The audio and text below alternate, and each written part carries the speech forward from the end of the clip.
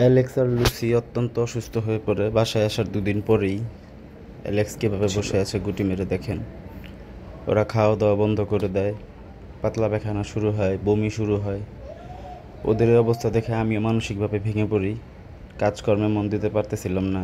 ওরা কি করতেছে না করতেছে এই জিনিসটাই বারবার ভাবতে থাকি। তারপর অ্যালেক্সকে নিয়ে যাই আমরা ভেটের কাছে। ভেট আমাদের ওষুধ দেয়, কিন্তু সেই ওষুধ খাওয়ার পরে আসলে কাজ হয়নি। পরে আমরা আবার ভেটের কাছে নিয়ে যাই 1 সপ্তাহ পরে। ভেটের নতুন ওষুধ খাওয়ার পরে দেখি অ্যালেক্স কিছুটা উন্নতির পথে এবং সে কিছুটা খাওয়া দাওয়া শুরু করছে। আমি এমনি একটু ট্রাই করে দেখি, একটা মাংসের টুকরা দিয়ে দেখি যে হ্যাঁ, অ্যালেক্স লুসি দুজনই খাইতেছে এখন আল্লাহর রহমতে। 12 দিন ভোগার পর এখন তারা সুস্থ, মানে সুস্থতার পথে আর কি।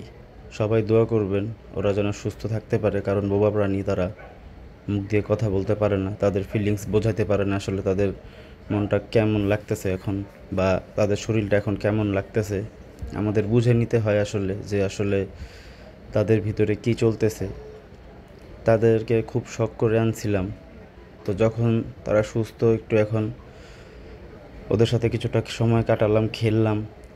সেই প্রথম দিন যে নিয়ে আসছিলাম সেদিন যেভাবে খেলছিল, আজ তাদেরকে সেভাবে খেলতে দেখে আসলে খুবই ভালো লাগে। আল্লাহর কাছে অনেক শুক্রিয়া জানাই যে আল্লাহ, তোমার কাছে অনেক অনেক শুক্রিয়া আমার বিড়াল দুটোকে আবার আগের মতো সুস্থ করে দেওয়ার জন্য।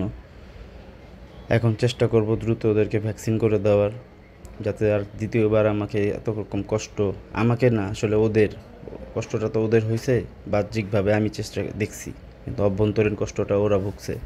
ওদের জন্য এই কষ্টটা ভুগতে না হয়।